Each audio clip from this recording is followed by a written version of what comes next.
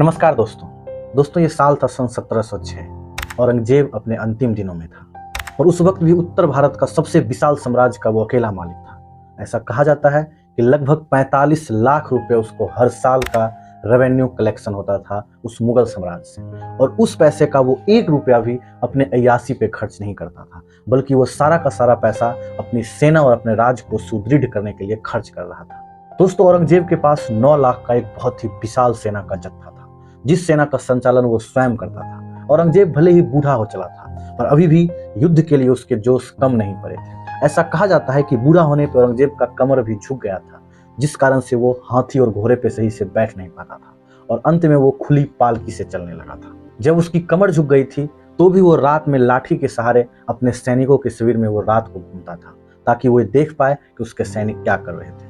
दोस्तों, औरंगजेब की कुछ इसी नीति के कारण ये बात सही है कि औरंगजेब ने मुगल का सबसे बड़ा साम्राज्य स्थापित किया था, क्योंकि वो अपने राज्य और सेना के प्रति बहुत ही सजग था। पालकी से युद्ध भूमि की ओर जाता था तो कुल 10 आदमी उसके पालकी को लेकर चलते थे, और उन 10 आदमी की सांसें हमेशा इस बात को लेकर अटकी रहती थी कि अगर एक भी गलती उस स्थिति में भी होगी तो औरंगजेब हमको छोड़ेगा नहीं। दोस्तों, औरंगजेब को शत्रुओं से लड़ने का जो हौसला हमें इतिहास में दिखता है, वैसा हौसला किसी भी इतिहास में हम बहुत ही कम देखते हैं, क्योंकि उस बूढ़ी उम्र में भी जब औरंगजेब के सैनिकों ने गोलकुंडा पे हमला किया था 687 ईस्वी में, उस वक्त औरंगजेब पालकी पे बैठ के अपने सेना का उत्साह बढ़ाने के लिए खुद युद्ध भूमि में आ जाता है। और जब वो युद्ध भूमि में रहता है, उस वक्त तोप के गोले जो सामने से आ रहे थे, कुछ गोले उसके इर्द गिर्द गिरते हैं, लेकिन औरंगजेब इससे भी नहीं घबराता है। जबकि वो पालकी पे बैठा हुआ रहता है, वो फिर भी युद्ध भूमि में घूम घूम कर अपने सैनिकों का हौसला अफजाई करता है, क्योंकि वह अपने जीते जी कभी भी युद्ध को हारना नहीं चाहता था, भले ही उसकी जान क्यों ना चली जाए। दोस्तों, इस बढ़ती उम्र के साथ भी औरंगजेब को संपूर्ण भारत विजय का ख्वाब अभी तक उसने नहीं छोड़ा था। इसी कारण से सिख, ब्राह्मण, जाट, मराठा और राजपूत उसके दुश्मन अंत तक बने रहे। यहाँ तक कि अफगानी पठान और सिया मुस्लिम भी औरंगजेब की मौत चाहते थे। औरंगजेब के बेटे भी उसकी मृत्यु की प्रतीक्षा कर रहे थे, क्योंकि औरंगजेब अब बहुत बूढ़ा हो चला था और उसके बेटे भी अब धीरे धीरे वृद्धावस्था की ओर बढ़ने लगे। उनके बेटे हमेशा यही सोचते थे कि कब औरंगजेब की मृत्यु हो और हम अपना राजपाट खुद देखें।